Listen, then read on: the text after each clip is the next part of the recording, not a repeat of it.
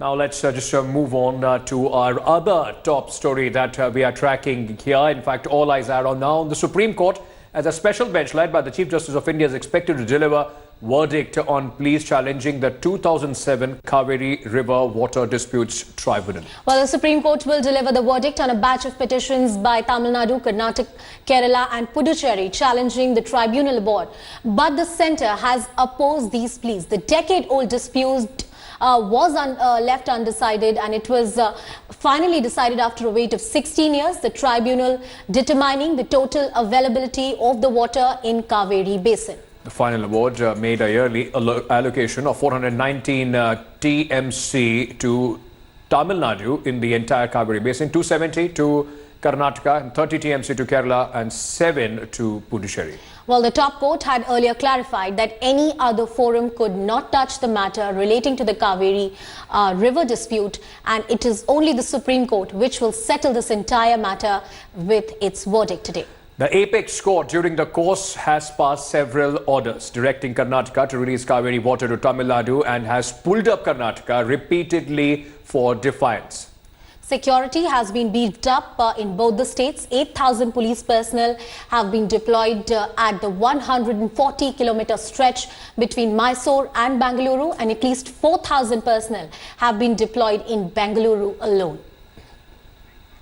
Well, as the major part of the river, 765-kilometer long river, flows into Karnataka and Tamil Nadu, it's not hard to guess who are the main players involved in the Kaveri river water dispute. Kerala and Puducherry, of course, are also part of this big conflict, and both Tamil Nadu and Karnataka governments have exchanged barbs on several occasions. Recently, OPS government led which is the government in Tamil Nadu, recently accused Siddaramaiah government of not releasing the remaining of 68.22 thousand million cubic feet water.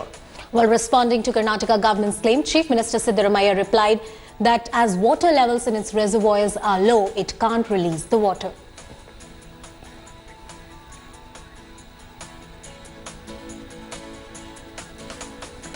Well, cutting across to my colleagues Nolan Pinto and Shalini Lobo, who are joining us live early morning for more on this story.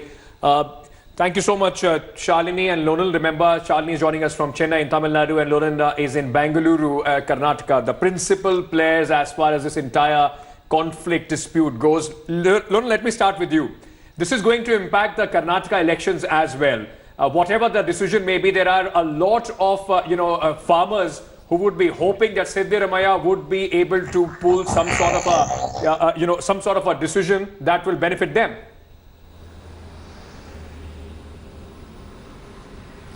You know, Ankit, Siddaramaiah, or Chief Minister Siddaramaiah, has played it very smart because he says that it's not in our hands, it's in the hands of the Supreme Court, and also the central government, I beg your pardon, can do something about this. Now you're talking about Mandya region, you're talking about the Cauvery Basin. There are 4 dams over here. Now all these are come under the old Mysore region where the JDS and the Congress are strong. The JDS is extremely strong over here. So any verdict that can go or will go against Karnataka will benefit 2 parties. That's the JDS primarily and the Congress, who can put the blame on the BJP. The BJP would be hoping that there's a neutral verdict and not a verdict that goes against Karnataka. But as of now, in Mandya, and along the entire Mysuru-Bengaluru highway, 8,000 police personnel have been put in force there because they don't want to take chances. Right. Nolan, thank you for getting us all those details. Moving to Shalini now. Shalini, clearly a very emotive issue for the state of Tamil Nadu. We have seen farmers with those skulls doing protests at Jantar Mantar in the New Delhi. Even in the Supreme Court, the key argument of Tamil Nadu was that make us not beggars before any state and give us a judicial order that we can go ahead and impose. Give us a sense of, looking at the political vacuum in the state right now, how crucial is the Kaveri verdict and how will it play out? Do you think, an unfavorable verdict could further, build up tensions in the coming time? Well, Anusha, yes, definitely, because you have the farmers who came to Delhi who were sitting there for 45 days protesting, and the one thing they were asking for is the formation of a Kaveri Water Management Board and also for water for their crops, as their crops have been suffering from crop failure. Right now, Jayalalitha was the one who used to take all the decisions in this. After Jayalalitha, you have EPS and OPS in place who these people look up to, but feel they've not been effectively managing the system. Even the farmers said the Farmer Association leader, Ayakannu, also said the same thing, that Mr. OPS had come to Delhi. The Prime Minister met him and EPS and OPS over their merger, but never met them over the farmer issue. This is something the farmer leader, P. Ayakannu, has raised in the state of Tamil Nadu. Okay. Moreover, when you talk about safety and security issues, we spoke to top cops in Chennai. All of them saying that we are not expecting any kind of violence today. We are sure that the verdict will go in our favor, but we have kept precautions in place. But if the verdict goes against Tamil Nadu, there's going to be definite tension in the state. But the cops are saying that they have put safety measures in place and they're sure that nothing will go out of hand. Right. Shalini, thank you so much for getting us that perspective. We're also joined by Akshaya and Gopi, who will get us more details. Akshaya, clearly a very crucial verdict coming in. It's going to impact 4 states. Give us more sense of the security deployment that you see around there.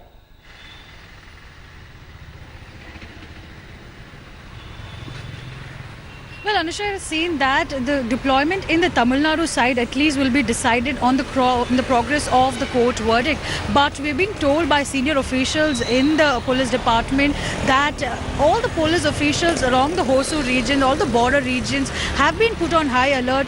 And for precautionary measures, it's also seen that the Tamil Nadu government has stopped all the vehicles that are being played, the government vehicles, that is the transport buses that are going to play between Tamil Nadu and Karnataka. They have all been put on a halt. Similarly, private buses have also taken a decision to not send in their vehicles. This is taking into consideration what had happened in 2016. The fear that buses might be gutted and also, attacks might be there if the verdict goes wrong. So to ensure those kind of things are not happening this year, there is a precaution that is being taken by at least the Transport Corporation. And as far as the police deployment is concerned, we'll get to know about it only in the later half of the day, Anusha. Stay tuned. Stay tuned. In fact, Akshay, we'll come back to you. But let me also bring in at this point of time our colleague from Kerala, Gopi, who is also Kerala's Gopi, is also a constituent as far as this dispute is concerned. Now, just tell us about what are the preparations and politically, how is it playing out? What is both the sides, the LDF and UDF, saying about the expectations on this verdict?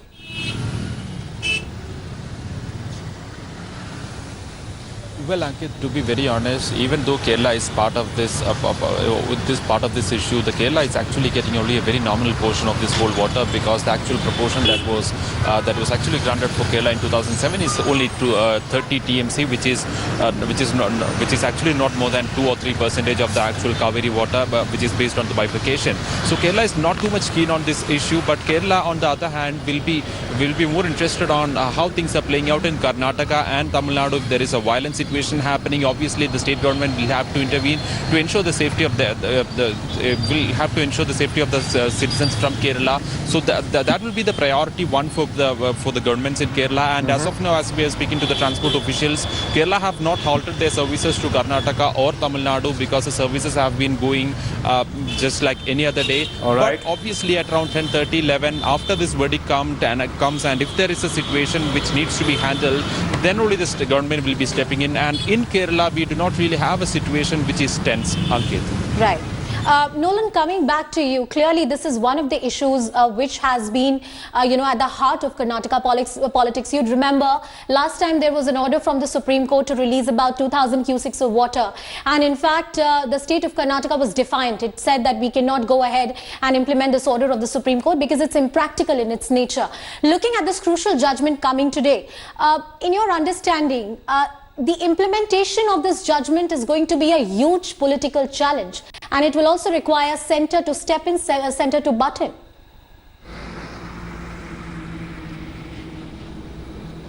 Well, absolutely. Initially, it was 4,000 cusecs of water to be released. Now, Karnataka's advocate in the Supreme Court had clearly stated that there was no water Karnataka was suffering from droughts. Thereafter, the Supreme Court revised its verdict saying that you will have to, until further notice, release 2,000 cusecs of water. Right. Now, Karnataka did that for quite some time and then stopped. Now, Chief Minister Siddaramaiah very clearly stated that there is no water in the dams. In fact, for the past few days, I've actually been going to various dams in the Kaveri basin.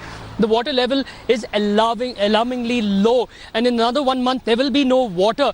Now, like you stated, this will be the most important thing. How exactly will Karnataka manage to actually give Tamil Nadu, in case the Supreme Court says that so-and-so amount of TMC of feet of water must be released to them? The centre needs to step in. The centre cannot now say that we have nothing to do in this, because this is relations between two important states in India, between Karnataka and Tamil Nadu.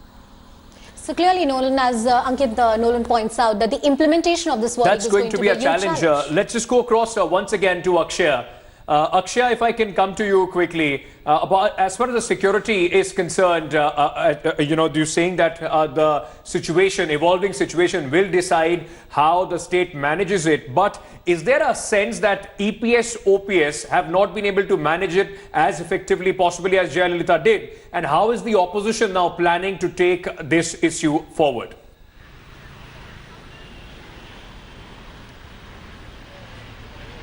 Well, Ankit, we had seen that all through the time when Chief Minister J. Jayalalitha was there.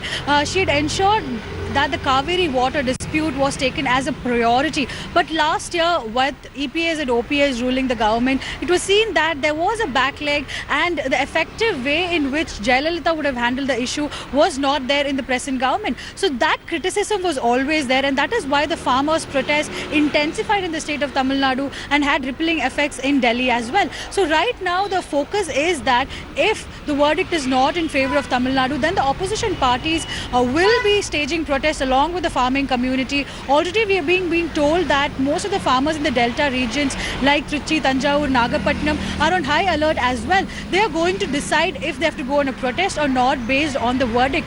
But one thing is clear, Ankit, that is right from the time of this Cauvery water dispute, late from the 1820s, the issue has been ongoing, and from almost mid-1990s, it's also been very, very bad, with the distress issues also coming up. Okay. So as Akshay points out, Ankit, it's an issue which has been going on for decades. In fact, the Water Tribunal heard the matter for about 16 years before giving that verdict. So Gopi, Akshay and Nolan, thank you so much for getting us all those details. We'll keep coming back to you for more. This is going to be a top story, and sticking to this, in fact, the Supreme Court of India will pronounce the verdict on the contentious Kaveri dispute, while the citizens and the political leaders wait with a bated breath as to what the verdict will be. People of Kodagu district have launched a campaign titled Save Kodagu, Save Kaveri. Well, India Today's Nolan Pinto visited the place where the river originates. Have a look.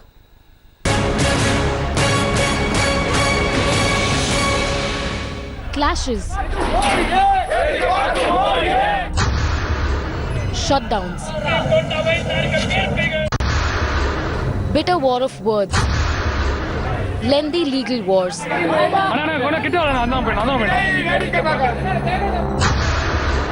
The fight is for water. In Kodagu hills of Karnataka, the Kaveri emanates. Once pristine, this catchment of the Kaveri is under severe environmental threat now. Forests have been razed, hills have been completely destroyed over here in order to construct the Kodagu Institute of Medical Sciences.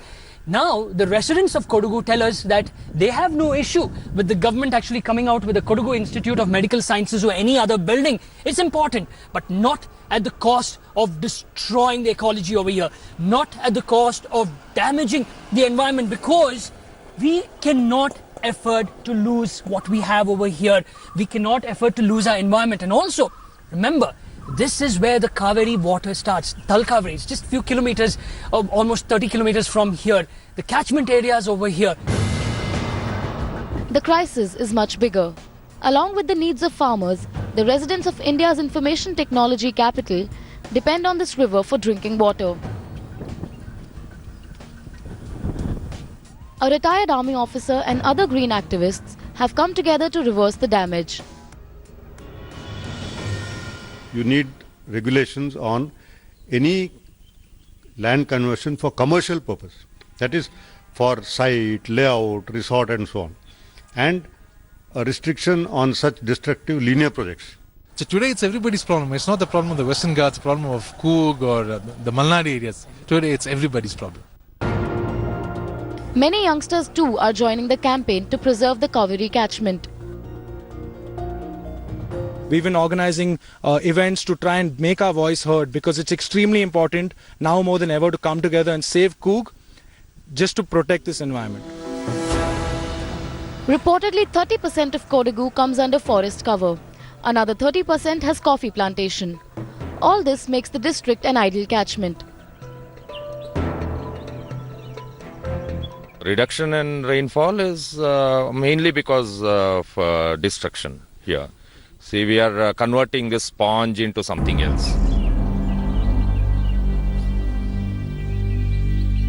Now, activists have told us that with rampant commercialization, the chopping of thousands and thousands of trees across Kodagu, and also the dumping of garbage and effluents into the streams of the Kaveri water, this deterioration has been happening for quite some time now.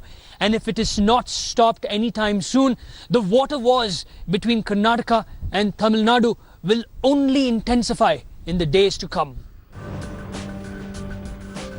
With Nolan Pinto, Bureau Report, India Today. Thanks for watching the video.